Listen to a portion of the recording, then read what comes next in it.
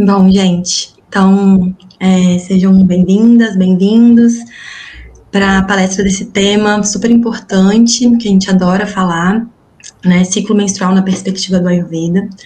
E aí a gente sempre começa fazendo um mantra para Dhanvantari, que é a deidade do Ayurveda, né? Que representa o Ayurveda. E é uma forma da gente começar trazendo atenção para esse momento e também prestando nosso reconhecimento a toda a linhagem de mestres e mestras que foram perpetuando esse conhecimento até chegar a gente no dia de hoje. Então, quem quiser pode acompanhar, tem a transliteração aí na tela, ou só feche os olhos e começa a trazer atenção para receber e compartilhar esse conhecimento aqui com a gente. Om Namo Bhagavate Vasudevaya Dhanvantariye Amrita Kalasahastaya Sarvamaya Vinasanaya Trailokyanataya Shri Mahavishnave Namaha Om Shanti Shanti Shanti.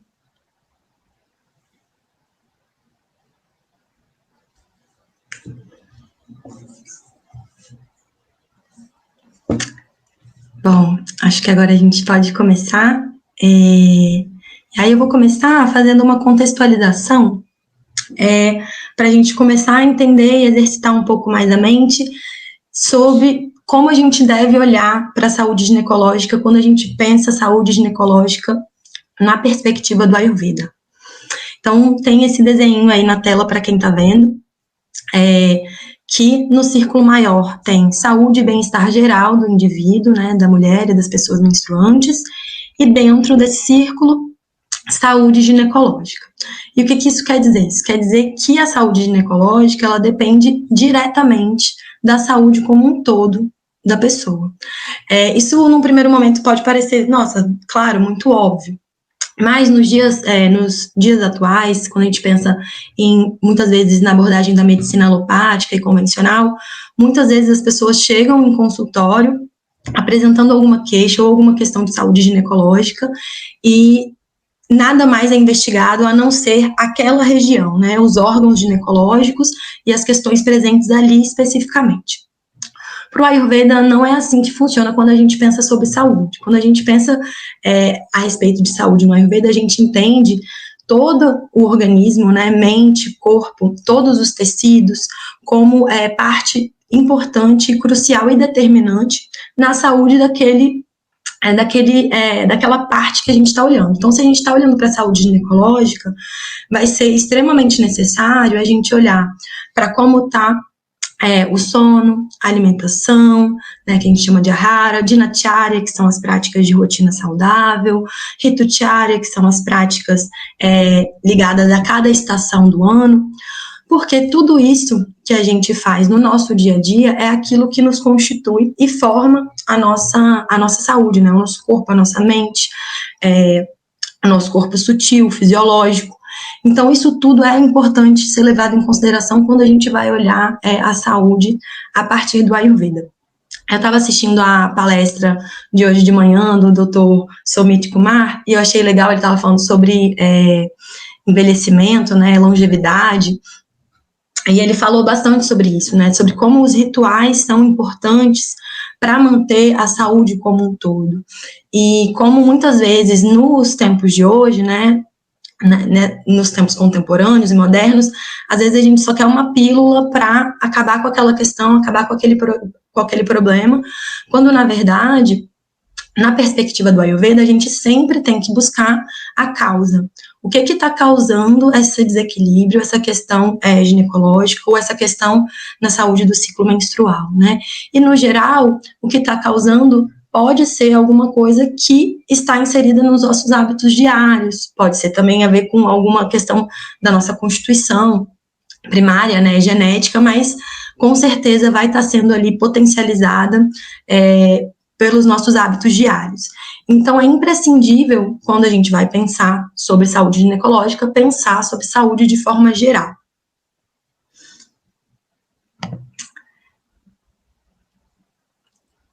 Pode passar, Mi. Aí nesse segundo slide, a gente está trazendo alguns termos de como a gente encontra conteúdo nos textos clássicos do Ayurveda sobre o tema, né? Então, o primeiro termo é Stri Roga. Stri significa aquela que possui útero ou aquela que tem capacidade de produzir uma criança. Roga significa doença. Então, é muito comum a gente encontrar esse termo, né, nos textos antigos.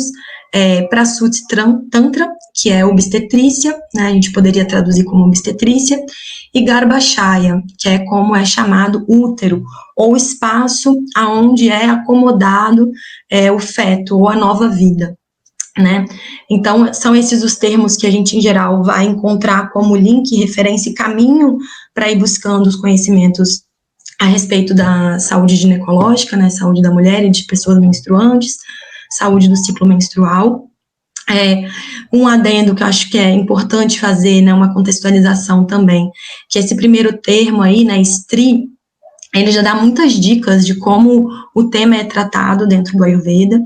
Então, tem algumas referências, né, alguns várias dentro do Ayurveda que falam que todo o corpo de conhecimento, principalmente, né, a parte escrita, assim, do Ayurveda, ele tem uma intenção e uma direção em produzir longevidade, mas também em dar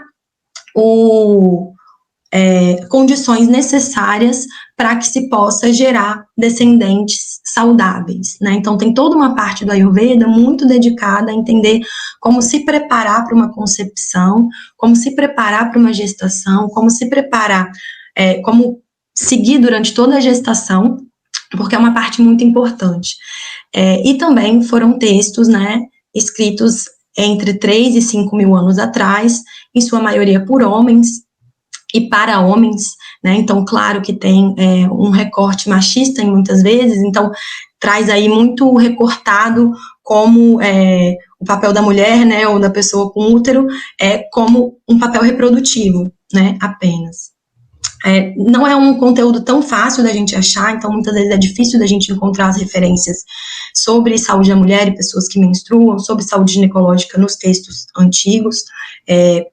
Não é tão acessível quanto outros temas, mas quando a gente encontra, né, e vai estudando e destrinchando esse tema, a gente percebe também que existem muitos detalhes e descrições com muita profundidade, que existem professoras, né, e leituras atuais que apontam que muito provavelmente sim existiam mulheres que participaram da construção desse corpo de conhecimento, né, ou pelo menos ali foram consultadas na hora de fazer essas descrições, porque realmente as descrições são muito detalhadas, né, e só alguém que passa por um ciclo menstrual ou uma gestação para ter essa riqueza de detalhes, como estão descritas.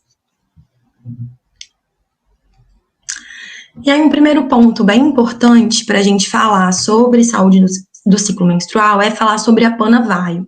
A Pana Vayu é um subdosha do dosha Vata, e ele é responsável por toda a região pélvica. Então, toda a região que vai do umbigo até o ânus. Ali na imagenzinha do lado dá para ver falando sobre os vaios e como eles estão no corpo. Então, a Pana Vayu, né, é responsável por justamente essa região onde se encontram os órgãos ginecológicos, né, os órgãos reprodutores, e que são os órgãos responsáveis mais diretamente pelo ciclo menstrual. Então, e não compreende só os órgãos reprodutivos, né, mas aí também o cólon, rins, bexiga, uretra, base do abdômen, e a gente vai ver como esses órgãos próximos também podem influenciar na saúde do ciclo menstrual. Toda essa região pélvica, né, é especialmente importante quando a gente vai pensar sobre saúde do ciclo menstrual. A Pana Vayu, né, o subdosha Pana Vayu, ele é responsável por coordenar a eliminação de fezes, urina, desejo sexual, a própria menstruação, né, a liberação do sangue, movimentação do feto na hora do parto e concepção.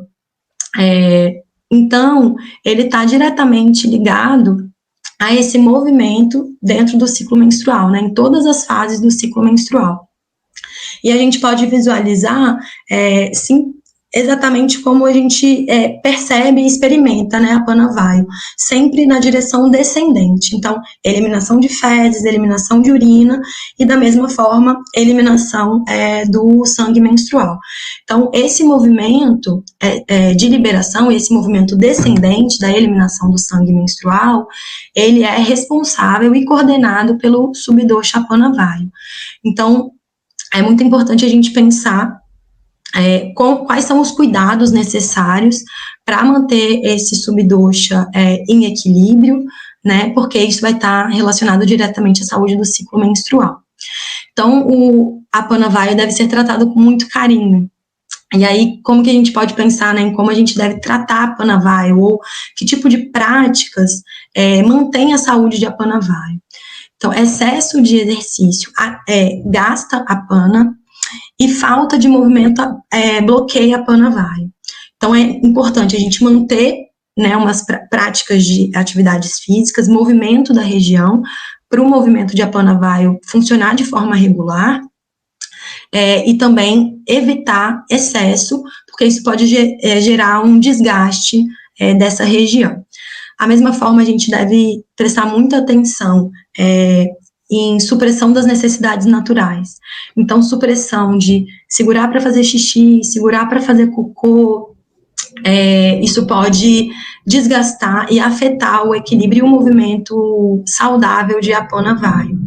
E é muito comum, né, a gente ter alguns tipos de tabus também na nossa sociedade, tudo que diz respeito a essa região, tanto ao sangue menstrual, quanto também a fezes. Então, muitas vezes, em sua maioria mulheres, tem uma questão de, eu não faço necessidades fora de casa, né, eu não faço cocô fora de casa. Então, é muito importante a gente começar a normalizar as nossas necessidades naturais, né, falar sobre isso e falar da importância da gente respeitar esse momento. Então, se o corpo demonstrou aquela necessidade, é importante a gente atender aquele sinal, né, e cuidar para a gente não fazer essa supressão das necessidades naturais, que pode ser uma das causas de desequilíbrios e desconfortos relacionados ao ciclo menstrual, porque vai estar aí atuando diretamente nesse movimento de a Panavaio.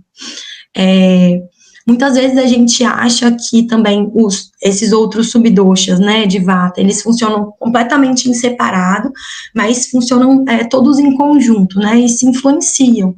Então, aqui a gente está separando e falando principalmente de a Panavaio, porque ele é o principal responsável, ou mais diretamente responsável pela saúde do ciclo menstrual, junto com Pranavaio, que também vai estar atuando na regulação hormonal, por exemplo. Mas todo o funcionamento de todos os outros vaios, né, de todos os outros subdoshas de vata, também são extremamente importantes para a manutenção da saúde do ciclo menstrual. Depois a gente vai falar um pouquinho mais de como o dosha vata, em específico, tem essa atuação tão importante dentro da saúde do ciclo menstrual.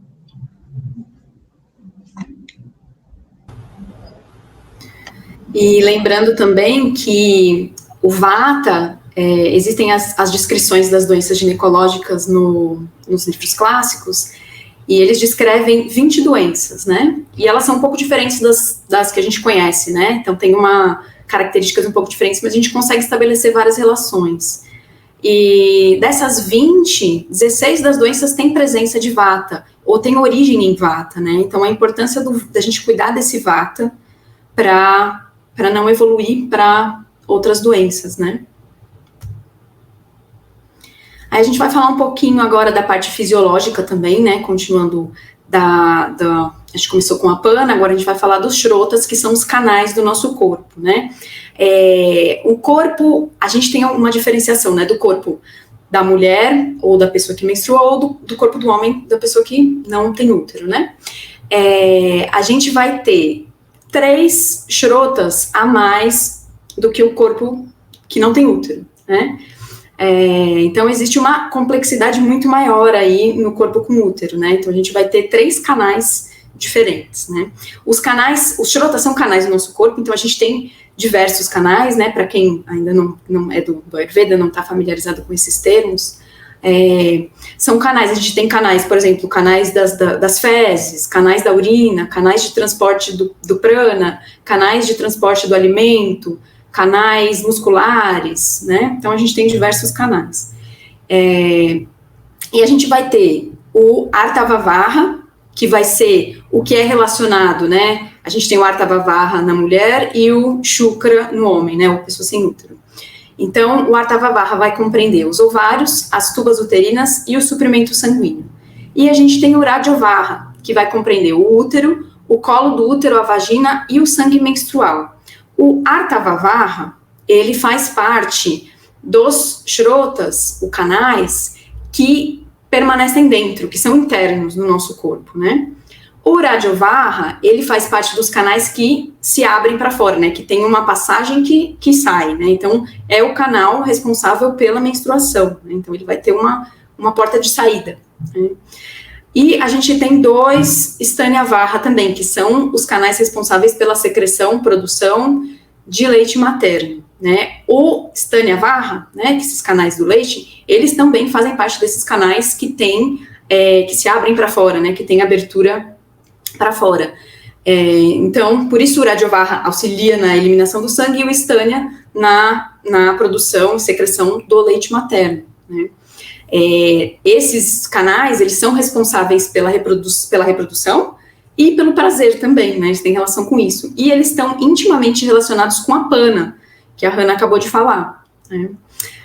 O Stanya-Varra, que é esse canal de secreção do leite, ele é o canal que transporta a linfa e ele transporta o leite nas mamas também. E as mamas são constituídas principalmente de tecido adiposo, que a gente chama de meda, e plasma sanguíneo, que a gente chama de iraça. A gente vai falar um pouquinho mais de iraça ainda nessa palestra, aí a gente talvez fique mais claro. O fluxo de leite, ele é considerado como um subproduto de iraça, do plasma, né? E o fluxo menstrual também está intimamente ligado ao nosso fluxo lactacional e ao fluxo linfático das mamas. Toda a circulação das mamas está relacionada a essa saúde menstrual também, né? E o que vai determinar a saúde dos seios também é a saúde desse plasma e a saúde do tecido adiposo também. E a facilidade com que a circulação acontece no local, né? Se surge algum obstáculo nesses canais, né, pode gerar algum tipo de problema, e esses obstáculos podem surgir de maneira física, né, como um nódulo, alguma coisa assim, ou através de emoções não processadas, que elas ficam, né, nessa região aqui do nosso corpo. E é interessante também que esse canal, ele se encontra reduzido, né, no caso de pessoas que nunca gestaram, mulheres que nunca gestaram, mas quando há gestação, ele se dilata, né? Ele vai se dilatando para abrir passagem para o leite.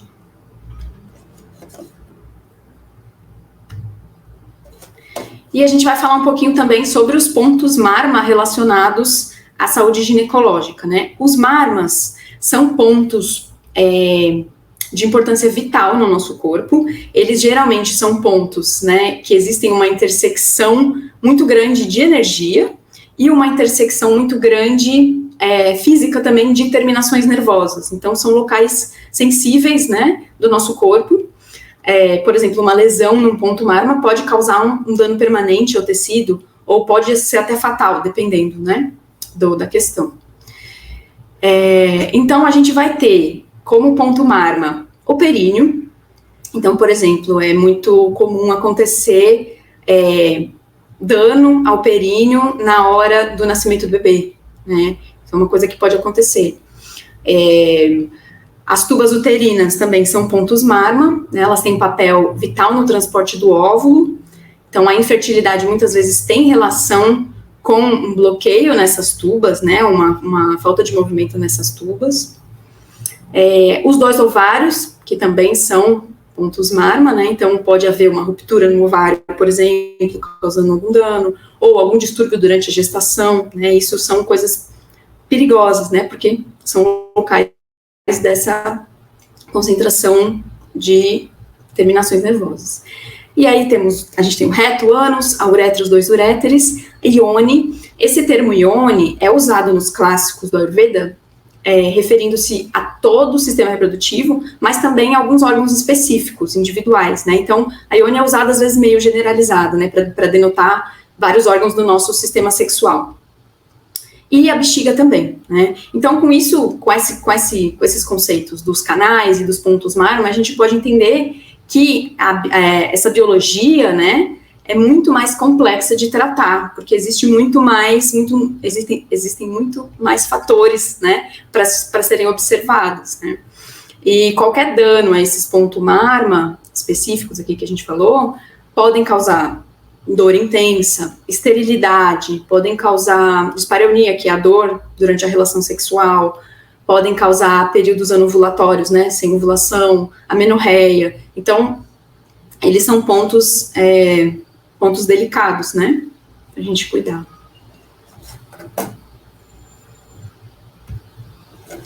E a gente quis trazer também aqui o conceito de fisiologia sutil. Isso não é parte do Ayurveda, né, isso é mais detalhado dentro do Tantra, mas a gente acha que isso se encaixa muito bem em tudo que a gente está falando aqui sobre o útero, né, e sobre esse local do nosso corpo, né. Aí a gente vai trazer, então, a fisiologia sutil do segundo chakra, que é o Svadhisthana. O segundo chakra, ele se localiza aproximadamente 4 dedos abaixo do umbigo, né, onde exatamente está o útero, né. Então, os chakras são locais onde muitos canais energéticos se cruzam também, onde existe uma eletricidade forte, uma presença elétrica muito forte acontecendo dos nadis, que são esses canais energéticos, né. São regiões do corpo de maior densidade e de alta concentração de energia, né, por isso existe um maior calor nessa região. E o chakra em sânscrito significa literalmente roda, né, e essa ação de girar da roda faz com que esses locais sejam de maior refinamento energético, porque assim, existe essa filtragem energética acontecendo ali, de separação do que é necessário e do que não é necessário, né, um joio do trigo ali acontecendo nos chakras, né. E o Svadhisthana é o chakra relacionado ao elemento água, que é o elemento relacionado à fertilidade, à criação, à vida, né. E o útero tem essa relação intrínseca com a criação, com a vontade, com o ímpeto de realizar, com alegria, com inspiração, a realização dos nossos desejos. Aí não só os desejos sexuais, mas os nossos desejos mais profundos de vida, né. E aí a gente pensa em criação, em água, né, e aí não está falando só de criação da vida, de uma vida, né, de gestação. Aí a gente está falando de todo tipo de criação, né, qualquer coisa que nasce no mundo das ideias e a gente consegue manifestar e colocar no mundo, cabe aí, né, então o ato de dançar, o ato de cozinhar, o ato de pintar, manifestações artísticas, escrever, né, qualquer materialização, concretização de coisas, de colocar coisas no mundo, né, tudo isso faz parte da fisiologia sutil dessa parte do nosso corpo, né. E esse chakra também é o que faz o equilíbrio do nosso mundo interno com o mundo externo, né, a expansão da nossa personalidade. Então, por isso ele vai da ideia para a materialização, né. E ele tem essa associação com a água e com os nossos desejos. Então, por isso é uma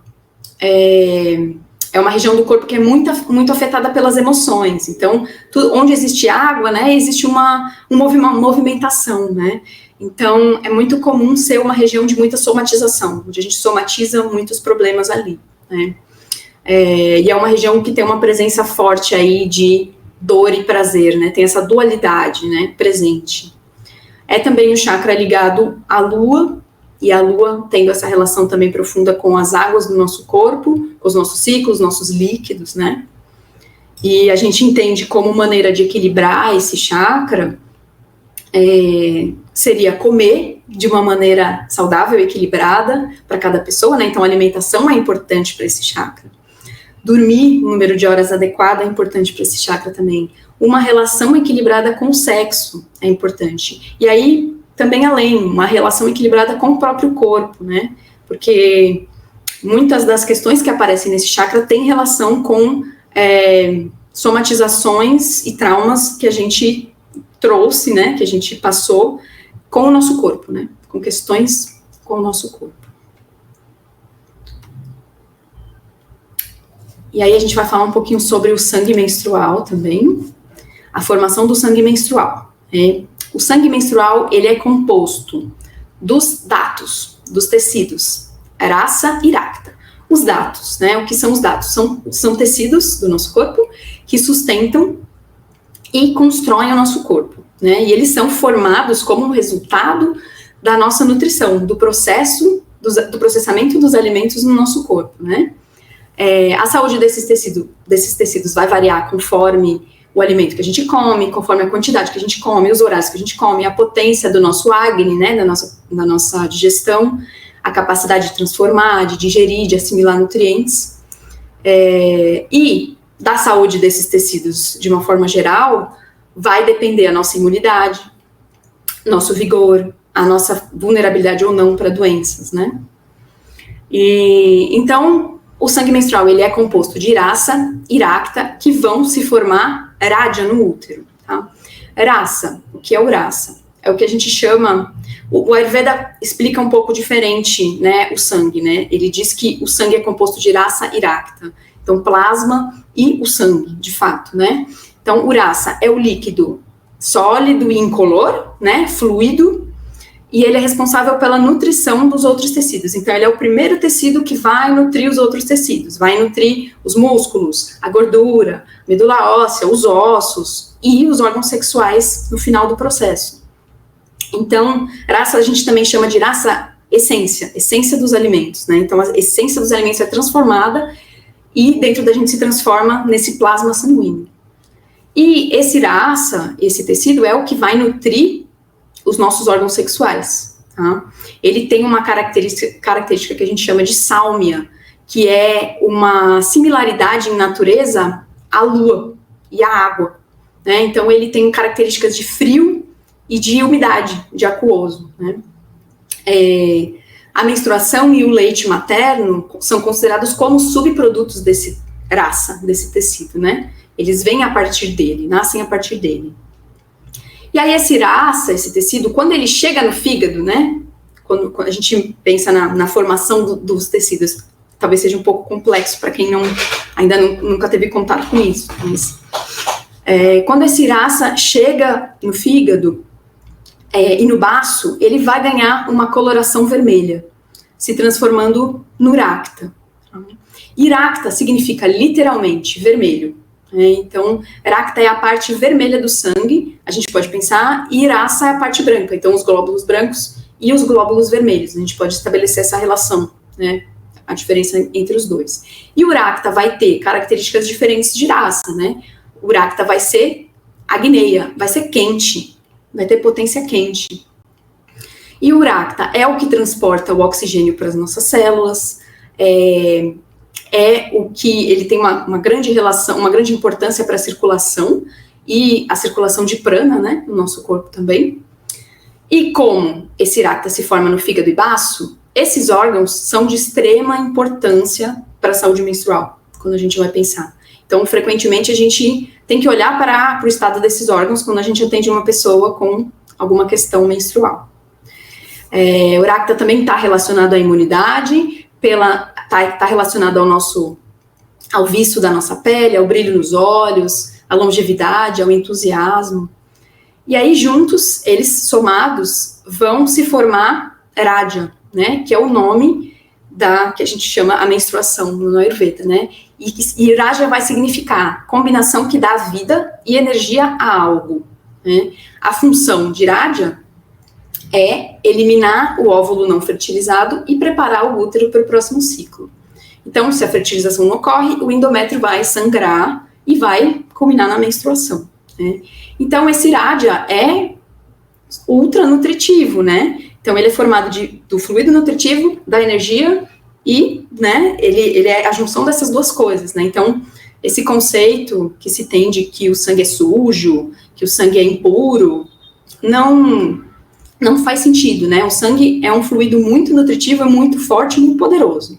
Então, é importante a gente ter essa noção. E também, já vou trazer esse conceito aqui, mas acho que a Ana vai falar mais depois, da característica quente da menstruação, né? A menstruação é calor.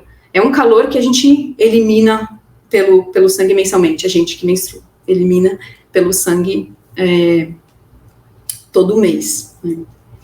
Por isso a recomendação tão importante da gente manter o calor no nosso corpo, né? A recomendação das nossas avós, que o Ayurveda também corrobora, que a gente precisa manter o calor no nosso corpo, porque a gente tem essa perda mensal.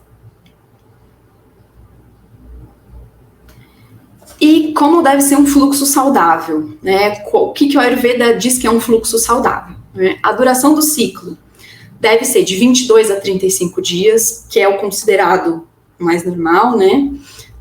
Dentro dos parâmetros, mas claro que cada pessoa vai variar, né? Vai variar de pessoa para pessoa, mas se o ciclo for muito curto, a gente precisa observar, né? Se o ciclo for muito longo, também pode ter alguma coisa acontecendo no corpo. E o ideal sendo em torno de 28 dias, porque é o ciclo da Lua, né? E se estabeleceu essa influência da Lua nas nossas águas e nos nossos ciclos. O fluxo saudável não deve apresentar dores, queimação, sensação de queimação, desconfortos e odor desagradável.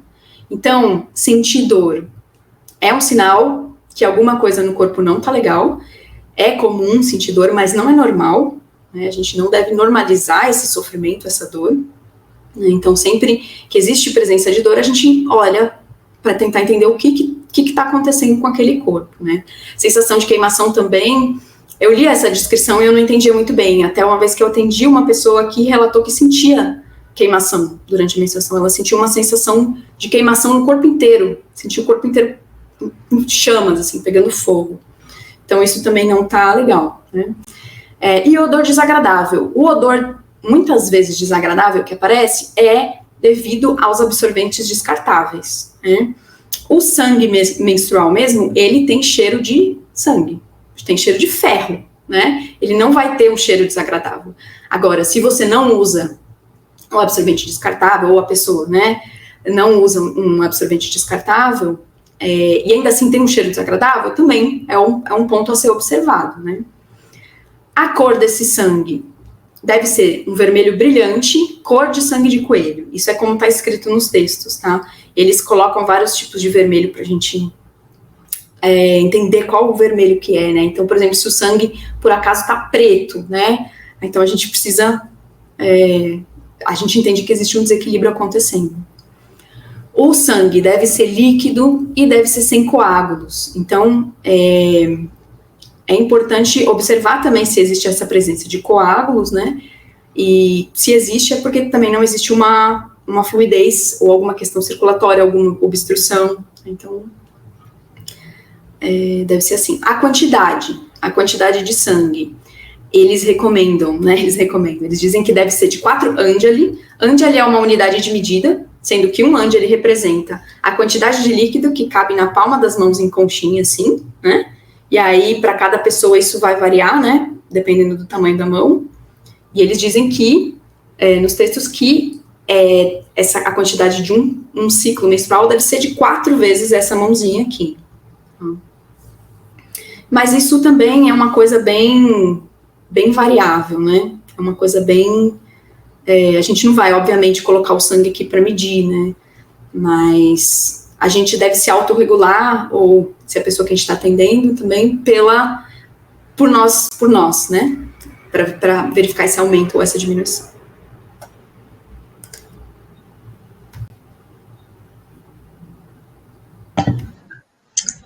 E a gente está trazendo aqui um diagrama mostrando, né, as 3 fases do ciclo menstrual, para a gente ter uma visão geral.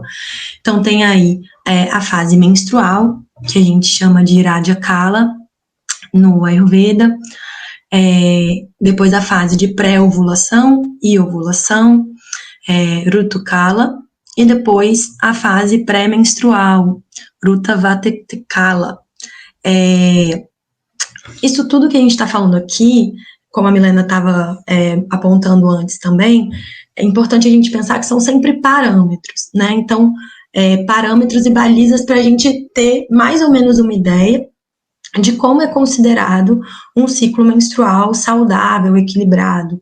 Então, se a gente pensa na parte da menstruação em si, né, nos dias de sangramento, a gente pensa de 1 a 5 dias. Se o seu ciclo menstrual dura um pouquinho mais, né, do que isso não quer dizer necessariamente que tem algum desequilíbrio ou alguma questão acontecendo. Então, tudo isso são aproximações para a gente ter mais ou menos uma ideia, mas é claro que vai ser sempre analisado em conjunto. Então, quantidade de dias, quantidade do fluxo sanguíneo, como me falou, presença ou ausência de desequilíbrios, dores, desconfortos, tudo isso vai ser levado em consideração para compreender como está aquele ciclo menstrual. Então, é muito comum a gente escutar também, né, atualmente, não, meu ciclo é muito certinho, 28 dias. E aí acaba se gerando, né, uma cultura ou às vezes uma ideia de que, nossa, se não for 28 dias, então meu ciclo está desregulado, não está alinhado com a lua, né, ou tem algum problema, e não é assim. A quantidade de dias, né, do ciclo vai depender muito da constituição de cada pessoa, de como foi aquele último ciclo, né, de como está a saúde da pessoa naquele momento. Então, a gente deve ter esses números para ajudar a gente a visualizar como é um ciclo menstrual regular, saudável, que vai ser uma promoção, né, vai estar promovendo saúde. Para entender que se fugir muito desses parâmetros, né, a gente deve sim observar como desequilíbrios importantes de serem vistos. Então, a fase menstrual, ela é predominada pelo dosha vata, né, essa compreensão dentro do Ayurveda. E nesse momento existe uma propensão ao Agni, que é como a gente chama no Ayurveda, o fogo digestivo ou o metabolismo, que a gente pode também entender mais intuitivamente como disposição, energia, presença de fome. Então, naturalmente, nesse momento, o Agni vai estar um pouquinho mais baixo. Né? Então, nossa capacidade digestiva, por exemplo, vai estar um pouco mais baixa. Então, pode ser que nesse período você sinta um pouco mais de peso, estufamento, por exemplo, ou até o aparecimento de gases. Se você se alimentar da mesma forma durante todo o seu ciclo menstrual, você vai perceber que você não vai se sentir da mesma forma em todas essas fases, né? Porque o nosso metabolismo, que é como uma das traduções também que a gente usa para Agni, vai estar diferente em cada uma dessas fases, né? Então, Vata é considerado como um dosha chave aí quando a gente vai pensar no período da menstruação em si, e aqui a gente pensa a menstruação nos dias que está acontecendo eliminação de sangue vermelho mesmo. Então, quando começou a descer aquele sangue vermelho, a gente conta como o dia 1 da menstruação. Né? Quando há aparecimento do que a gente chama de escape, né? Então aquele sangue mais escuro, mais amarronzado, em bem menor quantidade, antes ou depois da descida do sangue menstrual, a gente considera o primeiro dia da menstruação só aquele primeiro dia de sangue vermelho mesmo. E por que o dosha vata, né? Vamos tentar entender um pouquinho por que o dosha vata ele é considerado o dosha principal, ou o dosha que está ali predominante nessa fase do ciclo menstrual. Então, quando a gente pensa na composição do sangue, né, como a Milena trouxe, a gente entende que ele faz parte de tecido, né, tecido sanguíneo, ou urasa irakta, como a gente chama no Ayurveda, faz parte do endométrio, como a gente pode pensar também, né, dentro da medicina convencional, e a gente está eliminando, então a gente pode entender que está havendo ali uma eliminação de tecido, né, a gente está eliminando e perdendo tecido. Como a Milena falou, é um tecido muito rico, muito nutritivo, né? Estava ali pronto para receber uma nova vida. Então, imagina a quantidade de nutrientes e de riqueza que não tem esse tecido. E sempre que há perda de tecido, a gente entende que está acontecendo um aumento, né? Possivelmente um agravamento do dosha vata. Né? Então, por exemplo, emagrecimento, quando a pessoa perde muito peso, começa a ficar emaciada, a gente entende que está com uma predominância de dosha vata ali. Então, esse é um dos motivos para a gente entender vata como um dosha predominante no período menstrual.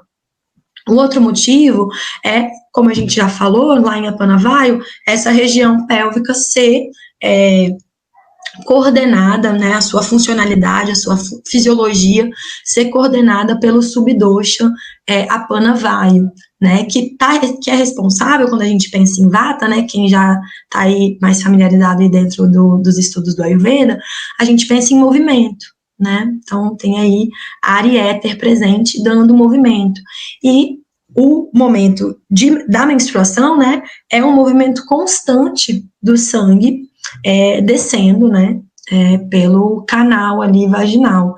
Então tem um movimento constante acontecendo de Apana Vara. Então o dosha Vata ele é considerado um dosha chave para esse período. No período de pré-ovulação e ovulação, o dosha que a gente associa é o dosha Kapha. Então, se a gente pensa no período de pré-ovulação e ovulação, né, é um período onde existe mais fertilidade, né, mais vida ali latente, se preparando, né, para receber uma nova vida, e por isso mais fértil. Então, sempre que a gente pensa em algo mais corpulento, com mais estrutura, com vitalidade, com longevidade, inclusive, né, nos textos está descrito sempre mais associado ao dosha Kapha, que é considerado um dosha mais estável, mais forte também, né, associado ao elemento terra, que é o elemento de criação também, né, terra e água, que são dois elementos ali que dão estrutura e criação. Então, nesse período de pré-ovulação e ovulação, existe uma produção de nutrientes para o útero. Então, muito se fala também sobre a menstruação em si, né? E às vezes o tema da ovulação fica um pouquinho mais apagado, mas é um tema super importante, porque esse é um período onde a gente está produzindo nutrientes importantes para a saúde do útero. Se não acontece a ovulação, por isso não acontece a menstruação, como a Milena já disse, e é um período onde a gente, quem menstrua, né, mulheres e pessoas que menstruam, provavelmente vão estar sentindo mais vitalidade, mais energia, mais poder de criação também. Então, é um período muito onde, no geral, se sente menos desconfortos, né, tem menos desconfortos associados. Nesse período, existe um aumento da temperatura basal, então, até dentro da parte de contracepção natural e fertilidade, é uma das formas de se observar, né, quando está no período fértil, em relação a essa temperatura basal. E, como já falei, produz nutrientes muito importantes, não só para o útero, mas também garante a saúde óssea, por exemplo. E no período pré-menstrual, que a gente pode pensar ali nos 7 a 10 dias, principalmente, né, antes da menstruação, existe a predominância de Pitta, que está muito associado à parte hormonal e metabólica, né? Então, nesse momento, por exemplo, do pré-menstrual, existe um aumento significativo do metabolismo, em torno de 11%, de 11% a 18% de aumento no metabolismo. Então, é uma fase, por exemplo, em que muita gente sente mais necessidade de comer, e às vezes vontade e desejo de comer alimentos mais densos, mais nutritivos, mais calóricos, né? É claro que isso tem que ser observado para não ser uma compensação, às vezes, das emoções, mas é importante a gente entender que para cada uma dessas fases, o nosso corpo ele vai estar diferente. E claro que a gente vai sentir coisas diferentes, tanto emocionalmente quanto, por exemplo, na parte metabólica e de fome. Então, sim, faz todo sentido sentir mais fome durante o pré-menstrual e também ter essa necessidade e desejo por alimentos mais calóricos. O importante é a gente saber escolher quais são esses alimentos, né, que qualidade, se eles promovem saúde ou promovem inflamação, por exemplo, a Mi vai falar mais sobre isso depois também,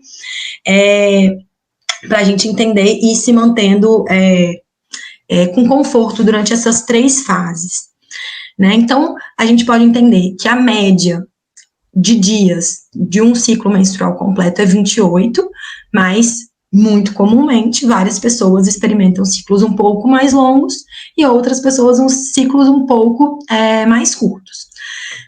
A gente pode pensar que até 23, 24 dias, mas especialmente entre 26 e 28 dias, a gente considera um ciclo saudável, regular. Se começa a diminuir muito o número de dias, então ficar muito baixo, 23, 21, já tem de pessoas com ciclo super curto, de intervalo de 15 dias, então imagina, dentro de um mês vai ter mais ou menos 2 ciclos menstruais. Isso já é sinal de que tem alguma coisa acontecendo no corpo e é importante parar e observar e cuidar. Tá? A gente vai falar um pouco mais sobre isso também, sobre como a menstruação ela é um sinal muitas vezes que ajuda a gente em práticas preventivas para a nossa saúde. Os desequilíbrios e desconfortos, eles podem aparecer em qualquer um desses momentos do ciclo, mas é mais comumente sentido bem perto da menstruação, né? Então no período pré-menstrual, nos dias que antecedem a descida do sangue e durante a própria menstruação. Mas, por exemplo, existem pessoas que podem sentir cólica intensa durante a ovulação, então sente exatamente no lado do ovário, né, que está ovulando, pode sentir uma cólica ali naquela região, às vezes algumas questões emocionais também podem aparecer, mas no geral a gente observa mais comumente questões associadas no pré-menstrual e menstrual. Depois eu vou falar disso. Pode passar. Então, a gente vai falar agora um pouquinho sobre os doshas no ciclo menstrual, para a gente entender um pouquinho como a gente pode observar, né, a presença e doshas. Quando a gente pensa em doshas, a gente pensa em função, né? Os doshas, eles são formas que o Ayurveda organizou e sistematizou, formas e funcionalidades dentro do nosso corpo para a gente compreender o funcionamento, né, da nossa saúde. Então, primeiro a gente vai falar do dosha Vata, que é considerado aqui o dosha mais importante, a gente pode dizer assim, dentro da perspectiva do Ayurveda, quando a gente vai pensar em saúde do ciclo menstrual. Por vários motivos que a gente já trouxe aqui. Importância de Apana Vayu, como a Milena falou, de todas as doenças descritas relacionadas à saúde ginecológica, né, que são 20 ou 22, 16 tem presença de Vata, então o dosha Vata ele está diretamente relacionado à saúde do ciclo menstrual. E como a gente pode observar se existe uma predominância do dosha Vata naquele ciclo, né, naquela pessoa, naquele indivíduo, naquela mulher que está ali menstruando. Em geral, o ciclo com maior predominância de Vata vai ser um ciclo irregular, então, ou seja, vai alterar muito o número de dias de um ciclo para o outro, às vezes vai menstruar com 26, no outro com 32, depois 40, 21, e vai assim alternando muito, né? Ou um ciclo regular, porém com os dias um pouquinho mais longos, então por volta ali dos 30 dias, né? Um pouquinho mais para cima. É um ciclo que ele não é tão longo em relação ao número de dias de sangramento, então mais ou menos a gente pode pensar em mais ou menos 3 dias, isso tudo a gente sempre lembrando que são parâmetros, né, para ajudar a gente a construir essa ideia, não são parâmetros fixos, tá? No Ayurveda não existe isso de ser, a partir de 1 até 2 é assim, a partir do 3 é outra coisa, a gente tem que sempre olhar todo o contexto. O sangue, ele vai ser, em geral, mais escasso, então o fluxo sanguíneo menos intenso, né, então menos volumoso, um sangue mais fino, pode haver presença de coágulos, né, e mais escuro. É comum também, quando aparece desequilíbrio, né, associado ao dosha Vata no ciclo menstrual, aparecer o escape antes ou depois da menstruação. Então, às vezes, quando vem aquela borrinha de café, aquele sangue, aquele escape, 3, 4 dias, e só depois vai descer de verdade aquele sangue mais vermelho.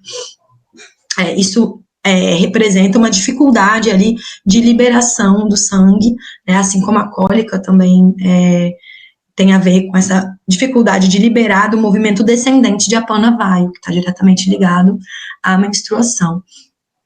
Então, dores e cólicas intensas, né, estão associados aí ao dosha Vata, dores de forma geral, né, a gente associa a dosha Vata, constipação na fase pré-menstrual, então também pode ser um sinal que também vai estar ligado ao movimento e função de Apana Vayu, né? Então, a região do intestino ali do cólon também está sobre coordenação e regência de Apana Vayu. Na TPM, quem tem essa predominância do dosha Vata pode sentir mais ansiedade, insônia, medo, tensão, perda de força, mudança de humor, corpo pinicando, mente muito distraída, fadiga, prisão de ventre, gases, inchaço abdominal. E alguns desequilíbrios associados à vata é a amenorreia, né, que é a ausência de menstruação, e dismenorreia, que é muita dor associada ao processo menstrual. Então, lembrando que essas características, né, principalmente aqui de TPM, desequilíbrio, são características do ciclo menstrual em desequilíbrio com predominância do dosha vata. Tá? Pode ser comum, mas não é sinal de saúde, então a gente precisa olhar e cuidar dessas questões. E da mesma forma, se a gente, por exemplo, recebe pessoas, né, tá atendendo alguém que tem muita ansiedade, insônia, ou essas características aqui, que estão aparecendo só aqui na TPM, né, mas durante todo o ciclo menstrual, então isso também já dá uma dica de que existe uma questão ali de desequilíbrio e agravamento do dosha vata, não só na saúde menstrual, né, mas é um reflexo de como está a saúde como um todo, como a gente falou lá no início da palestra.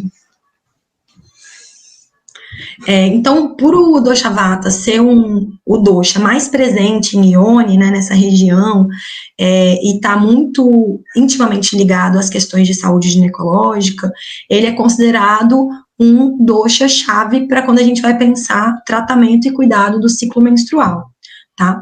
O prana vata, ele está muito ligado à liberação dos hormônios, então, regulação de prana vata e apana vayu são dois caminhos bem importantes quando a gente vai pensar em saúde do ciclo menstrual.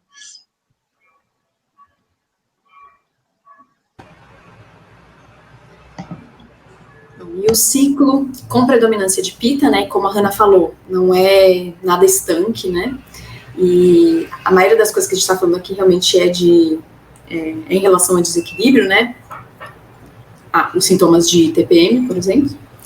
Então, o ciclo de Pitta, ele vai ter características, né? Ele vai ser mais regular, né? Então, geralmente, vem sempre na mesma data, ou varia 1 a 2 dias.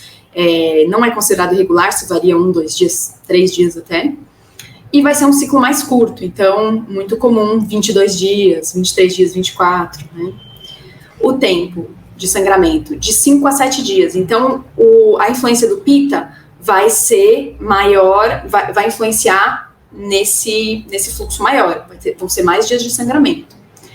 A tendência do sangue é ser de um vermelho mais forte, ou às vezes levemente amarelado, ou às vezes mais escuro também. O fluxo é intenso e o fluxo é longo, então perde mais sangue e fica mais tempo sangrando, a tendência, né? É muito comum também, com predominância Pitta, diarreia na fase pré-menstrual e menstrual, ou só na menstrual também.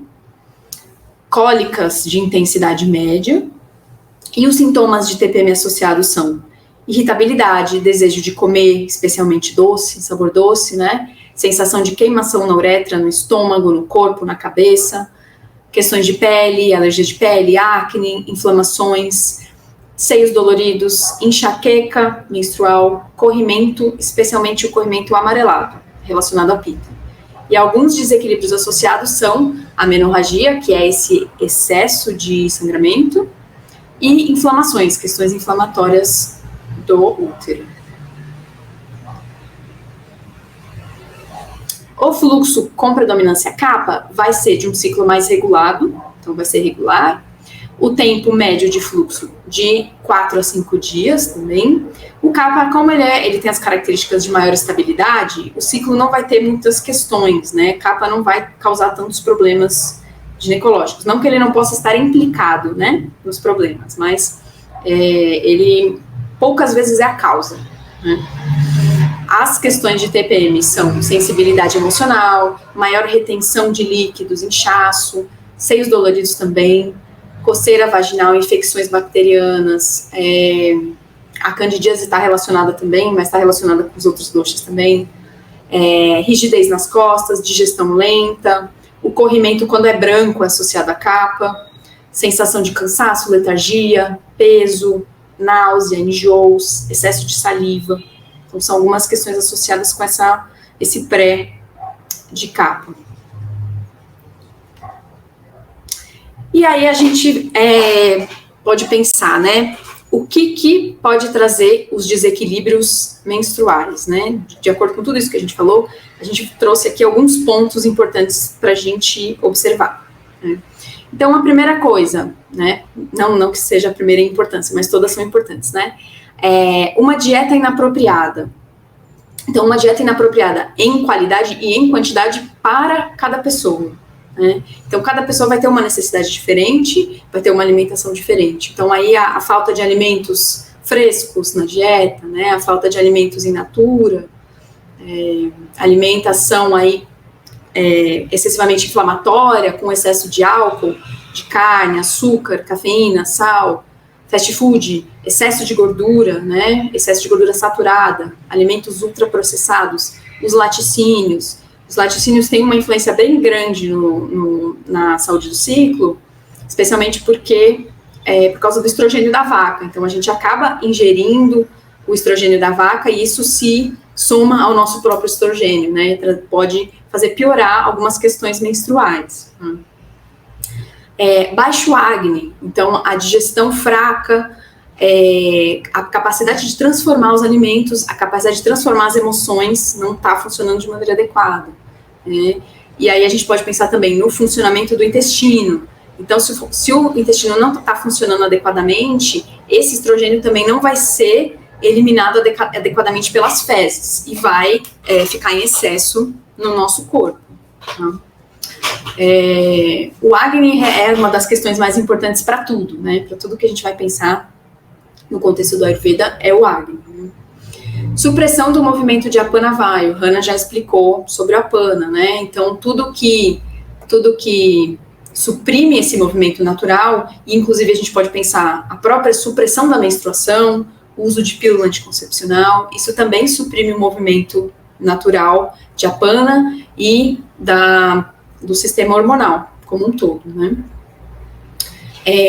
Dormir mal, né? Dormir mal, porque assim, a partir de umas 10 horas da noite, mais ou menos, o nosso corpo começa a entrar em outras funções. O nosso metabolismo se acelera para cumprir algumas funções no corpo, como, por exemplo, a síntese de hormônios, a síntese de proteínas, produção de neurotransmissores, produção de energia, geração de consciência. Então, é muito importante a gente estar descansando à noite, né? Dormir cedo, para que o nosso corpo consiga fazer essas metabolizações adequadamente para a saúde dos nossos tecidos, do nosso corpo, né? Vai ter uma palestra também aí na semana sobre sono, né? Também recomendo que assista. Falta de rotina. Então, o Ayurveda foca muito para a saúde ginecológica as rotinas, o Dinacharya, o Ritucharya.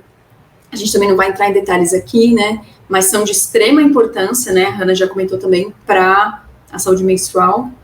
Os disruptores endócrinos. O que são os disruptores endócrinos, né? Eles são substâncias químicas que vão alterar o nosso sistema endócrino e vão alterar nossos hormônios. Então, são agrotóxicos, são plásticos, especialmente o BPA, embalagens de plástico de uma forma geral, os próprios absorventes descartáveis, pesticidas, aditivos usados nos alimentos, né, aditivos alimentares, cosméticos, muitos cosméticos contêm metais pesados, e tudo isso vai alterar nossas glândulas, vai ter um efeito nas nossas glândulas, né? Então, o Ayurveda diz que tudo que a gente coloca na nossa pele deve ser algo que a gente possa ingerir, né? Então, tudo vai ser absorvido pela pele também. Falta ou excesso de exercícios. Como a Hannah já falou, o excesso de exercício vai gastar a pana, a falta de exercício vai bloquear a pana. Então, é importante ter uma quantidade adequada para cada pessoa de exercício. E aí a gente pode pensar também, durante o período de sangramento e o período menstrual, que é indicado não praticar nenhum tipo de exercício para a maioria das pessoas, né? E aí respeitar também esse momento de descanso no momento do sangramento. E aí nessa mesma categoria entra também o excesso de trabalho, excesso de viagem, excesso de atividade em geral, excesso de movimentação. Tudo isso vai agravar a vata, tudo isso vai trazer um aumento das questões de vata, de uma forma geral, né? E questões sociais, a gente também não pode deixar de pensar nas questões sociais. Então, dificuldade de acesso à alimentação de qualidade, dificuldade de tempo, conhecimento para autocuidado, né? A dificuldade do acesso ao alimento fresco. Então, muitas pessoas vivem em desertos alimentares, elas não têm acesso a conseguir um alimento de qualidade. Então, resta a comida pronta do supermercado, né? A pessoa acorda 4 horas da manhã, passa horas no trânsito para chegar no trabalho, chega em casa 10 da noite, né? Ela não tem tempo hábil, né, para conseguir se observar, para conseguir ter uma alimentação adequada, né? Ela tem preocupação com a família, tem a falta de acesso à saúde, multitarefas, né, que a mulher e as pessoas com útero têm na sociedade, né? Cuidar dos filhos, cuidar do trabalho, cuidar da casa. Então, são muitas questões associadas, né? O direito à saúde menstrual, à higiene menstrual, que muitas pessoas não têm, em situação de rua, né? Então, é bem complexo, né? É um tema bem complexo. E as principais causas, né? Essas são as que a gente acha que são as principais causas, mas eu dou uma ênfase muito forte, assim, para esse tópico das emoções. Eu tenho percebido muito nos atendimentos que é uma das questões mais importantes quando a gente vai pensar na saúde menstrual, são as emoções. Então, muitas vezes a pessoa está se alimentando bonitinho, tá dormindo bonitinho e tal, mas tá com questões emocionais muito fortes, né? Tá em problemas no relacionamento com os pais, problemas no relacionamento com companheira, companheiro, traumas, abusos, né? Então, tudo isso vai trazer traumas em relação ao nosso corpo também, né? Preconceitos, machismo, racismo, o fato que a gente aprendeu também a odiar o nosso ciclo, né, a achar nojento, achar impuro, achar sujo, a vergonha, né, então todas essas emoções vão afetar diretamente o nosso útero, composto ali com a presença da água, né, então vai afetar muito nossas emoções, né, então esse olhar para as emoções, esse tratamento das emoções é de extrema importância também no tratamento.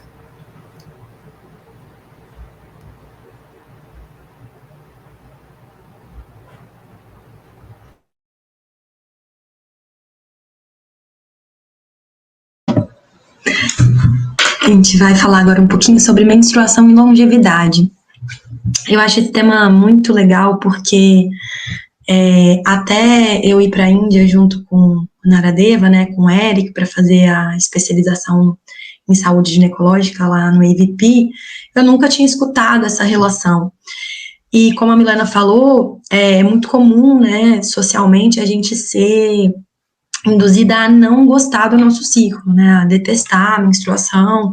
Claro que muitas vezes, porque de fato pode ser uma experiência desconfortável, com dores, né, mas muitas vezes por uma questão cultural mesmo, né, por uma questão de tabu, de ter vergonha do nosso sangue, da nossa menstruação.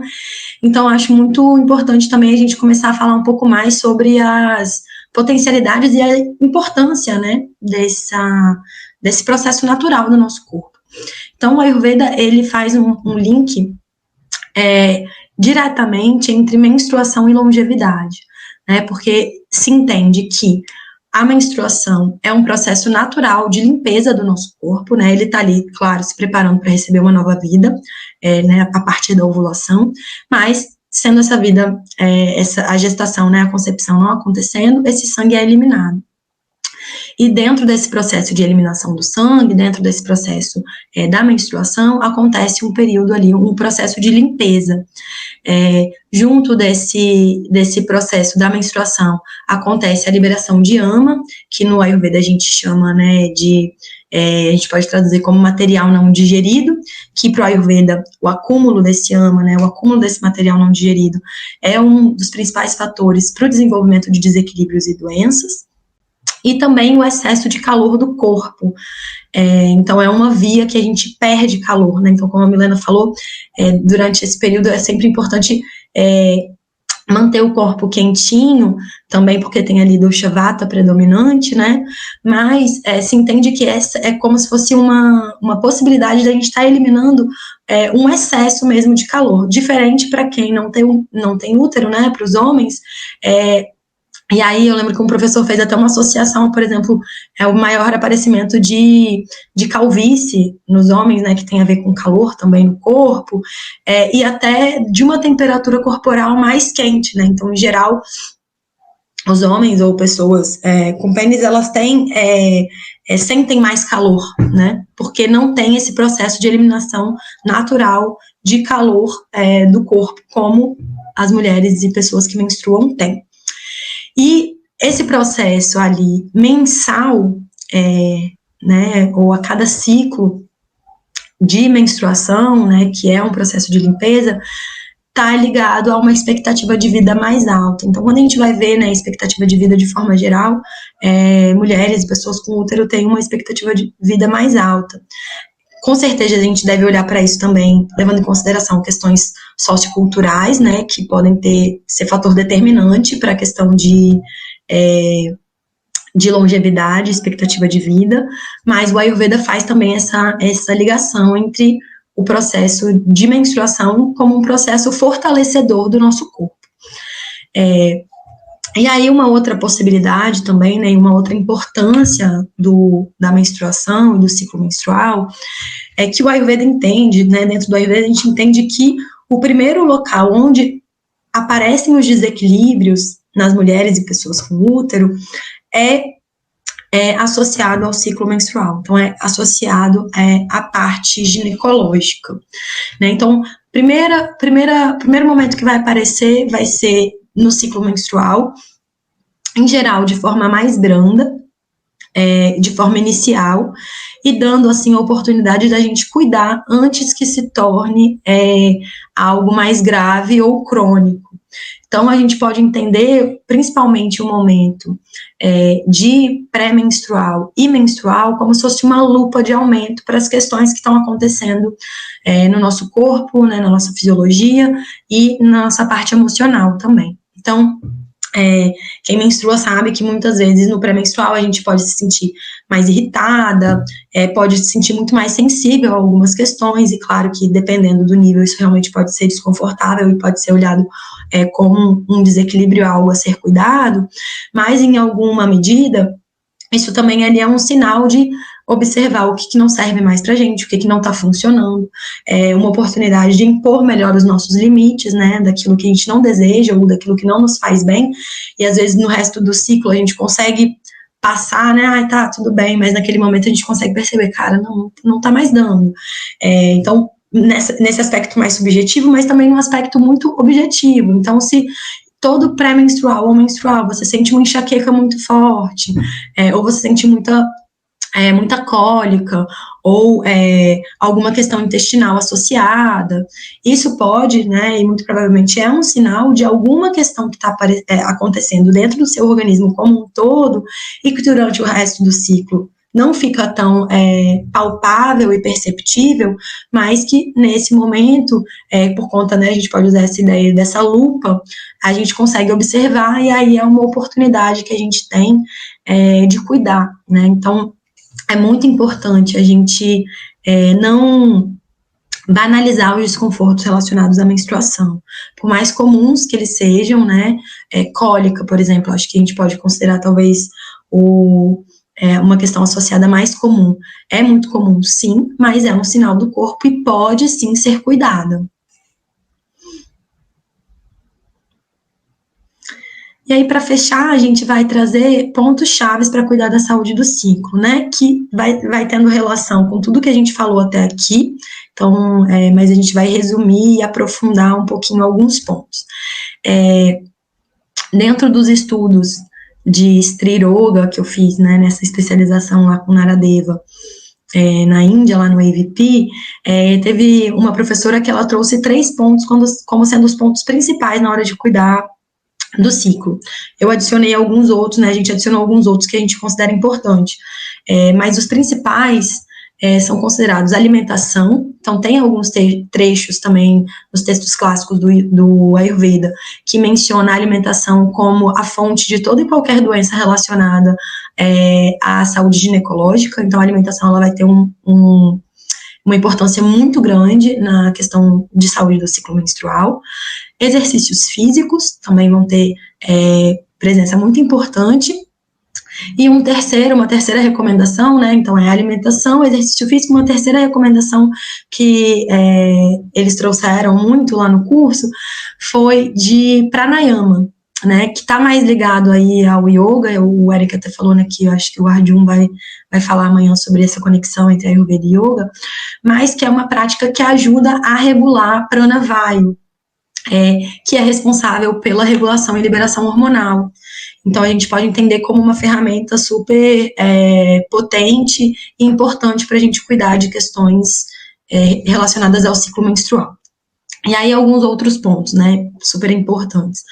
Primeiro, autoobservação.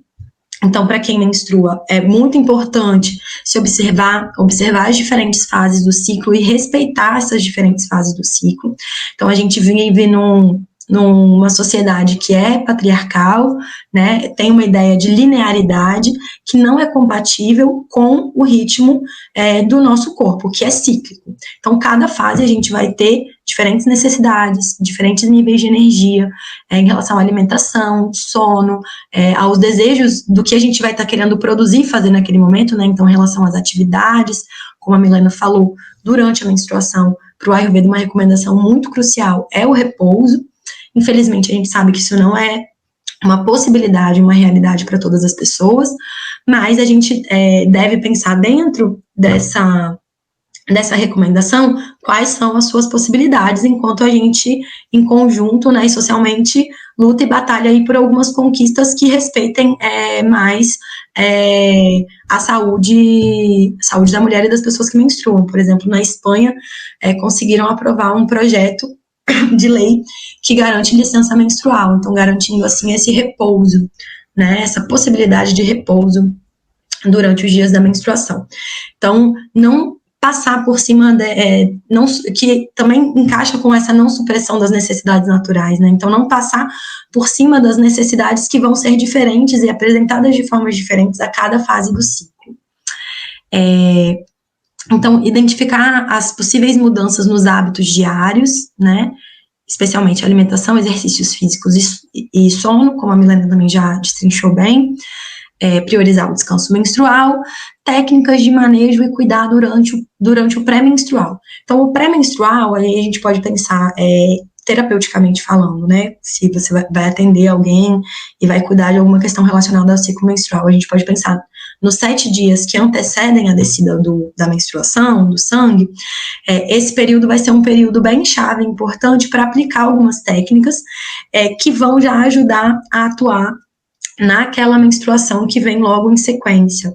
Então, a gente pode pensar em técnicas e manejo de cuidado, por exemplo, associados ao dosha vata, se for o caso, né, tem que ter uma análise de cada caso individualmente, mas como a gente trouxe, o vata, ele realmente está ali presente na maior parte das questões, então a gente pode pensar em abhyanga, oleação, que é uma prática muito chave, muito importante para o cuidado de vata. A gente pode pensar em karna purana, né, que é a oleação, uma técnica específica aplicada no ouvido, que também é casa de vata.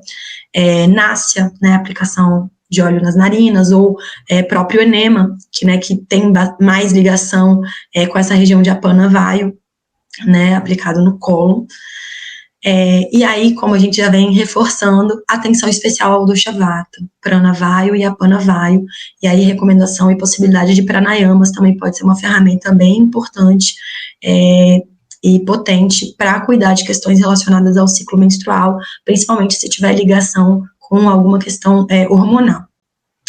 E por último, mas não menos importante, uma educação sobre o tema, né? Então a gente poder cada vez mais falar e normalizar o tema da menstruação, né, não ter vergonha, não ter pudor, e trazer mais acesso a esses tipos de informação a respeito da saúde do ciclo menstrual. Eu acho que era isso, principalmente, gente. Aí a gente deixa algumas referências, né, as referências utilizadas.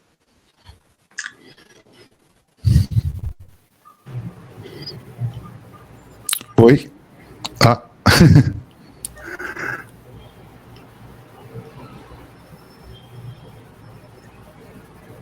Ana, Milena, tá tudo bem?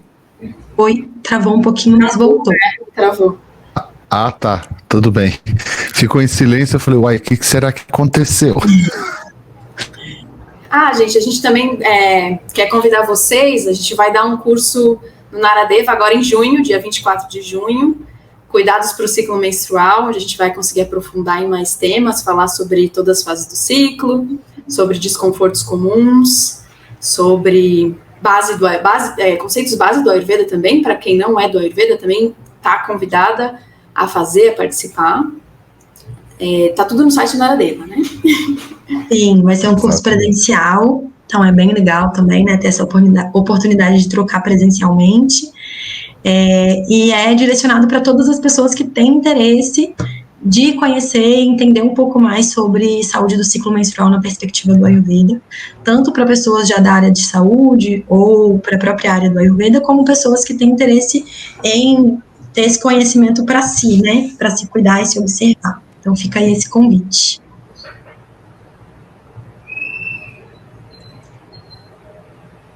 Tá travando um pouquinho, Eric, pra gente, pelo menos pra mim aqui, mas acho que agora voltou.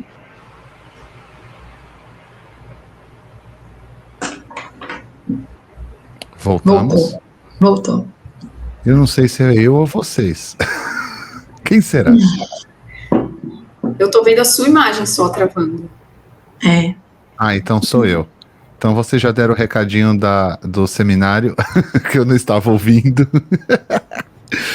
Meninas, a gente tem várias perguntinhas legais. Eu vou ler primeiro a pergunta para a gente poder, para o pessoal de casa, tem um pessoal que, como vai virar podcast, tudo é legal ler, né, para o pessoal saber a pergunta. A Ítala Guiar pergunta assim: as doenças do feminino, abre parênteses, endometriose, adenomiose, SOP, que a gente chama de SOP, miomas, cistos e câncer colo do útero, acontece quando os pontos marma são afetados? A pergunta dela. A gente pode pensar, a gente pensa mais os pontos marma afetados como de maneira de trauma, né? Algum trauma sofrido nos pontos marma. Mas a gente também pode pensar que essas questões vão afetar os pontos marma, não os pontos marma que vão, né? A ordem acho que, um pouco inversa, né, da gente pensar nisso. O que você acha, Hannah?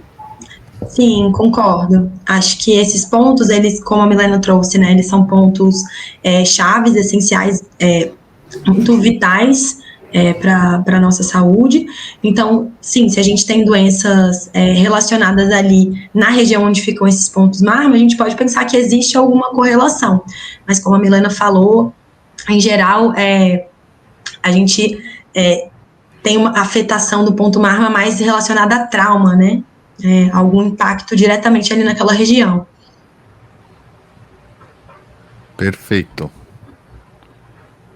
Próxima. Da própria Ítala Guiar também uma outra pergunta. E essas doenças estão relacionadas com o Vata quando ele está desequilibrado? É isso? Isso mesmo. Então, os doshas, né, o conceito principal ali de dosha, quando a gente vai ver a tradução, a explicação, né, é aquilo que pode entrar em desequilíbrio.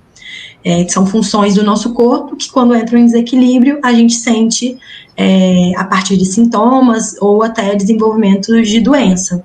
Então, sim, essas questões associadas não são associadas ao dosha vata equilibrado, né, ou pacificado, ou em saúde. São sempre associados a desequilíbrio, quando são sintomas ou doenças, como você trouxe, né, na pergunta. Eu fiquei só na dúvida de quais doenças ela está se referindo aí. Eu não sei se essa é a da pergunta anterior dela, creio eu, né?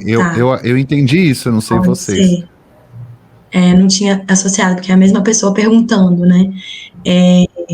Muito provavelmente sim. Várias dessas doenças que você trouxe, ela trouxe algumas, endometrioses. SOP, várias. Como a gente disse, das 20 doenças descritas no Ayurveda, relacionadas à saúde ginecológica, 16 têm predominância e importância de Vata, né? Então, muito provavelmente vão estar vai estar sim associado. Mas aí vai ser muito importante analisar cada caso, porque existem diversas formas de, por exemplo, manifestar endometriose, né? Vão ter em diferentes áreas e partes do corpo, então isso também já vai dar um indício do que está ali associado, mas sim, vata está bem associado quando a gente vai pensar em endometriose, a mesma coisa relacionada às outras doenças, tá? Que você trouxe. Acho que vai ter que... E são questões bem complexas, né? Não são questões, não são coisas simples de responder. A endometriose tem associação com todos os doshas, né? Tem associação com todos os doshas. A SOP vai inverter toda a nossa predominância hormonal do ciclo. Então, cada uma tem uma especificidade, não dá para generalizar, é tudo vata, né? Mas, com certeza, tem um vata ali em algum lugar. Em algum lugar vai ter um vata. Sim. Acho que para abordar realmente seria... E aproveitando, dando sequência, né, no curso a gente vai falar um pouco mais, a gente vai ter chance de aprofundar um pouco melhor, né? Aqui a gente trouxe um conceito geral para a gente ter uma ideia de como aplicar isso quando a gente pensa saúde do ciclo menstrual. E vata sempre vai ser importante olhar a partir de vata também. Então, a gente pode dizer que, em parte, sim, né? Importante, provavelmente vai estar associado a essas doenças, mas que é muito mais complexo do que um sim ou não que a gente pode dar aqui agora. Próxima pergunta é da Olivia Vale. A presença de ciscos, ela colocou como ciscos, deve ser cistos, né? Cistos, né? Nos ovários, tem relação com uraça? Seria um bloqueio, entre aspas, ela escreve, desse processo por ser água? Olha, os cistos, né, eles podem estar associados a alguns tipos de processo, eles podem estar associados também a uma secura, né, e aí vai gerando como se fosse uma, a gente pode dizer uma cicatriz, né, acho que a mim depois vai poder falar um pouquinho mais sobre isso, e sim, sempre está ligado à araça iracta, né, então quando a gente pensa no tecido sanguíneo, porque o tecido sanguíneo ele vai estar, o sangue ele vai estar ali passando por todo, nutrindo, né, por todos os órgãos ginecológicos, então a saúde do sangue, resumindo assim, né, como saúde sanguínea ou saúde de raça iracta dato vão estar diretamente ligadas às questões ginecológicas apresentadas. O cisto a gente pode pensar mesmo como uma questão que pode começar com vata, porque existe um bloqueio do processo ali, e uma presença de capa também, porque existe essa formação do cisto aquoso, né? Existe uma formação de uma massa ali, né? Que não estava ali. Então, ela tem essa relação com uraça, sim, e com vata e capa, muitas vezes também, dependendo do tipo de cisto, né? Tem alguns cistos diferentes. A próxima pergunta é da Alice. A pílula anticoncepcional, ela pergunta, pode mudar, né? A pílula anticoncepcional muda as questões do Ayurveda no nosso corpo? A pílula anticoncepcional vai bloquear o ciclo. Ela vai bloquear o ciclo e você não menstrua. O sangue que sai quando a gente toma a pílula, né? O sangue que sai não é considerado menstruação, né? Quando teve o surgimento da pílula, isso foi usado como marketing, né? Essa menstruação, foi dito que era uma menstruação, né? Mas, na verdade, não é. É um sangramento meio que tipo de escape hormonal, assim. Não é uma menstruação propriamente dita. Isso vai bloquear toda a sua percepção do ciclo também. Então, muitas vezes você não vai sentir as fases do ciclo, né? Não vai ter percepção da ovulação, não vai ovular, né? Não vai ter percepção da ovulação, dessa ciclicidade, né? A pílula anticoncepcional, ela lineariza, né? O nosso ciclo, que deveria ser circular, e aí a pílula deixa aquilo reto, né? De forma bloqueada, né? Eu acho que acabaram as perguntas.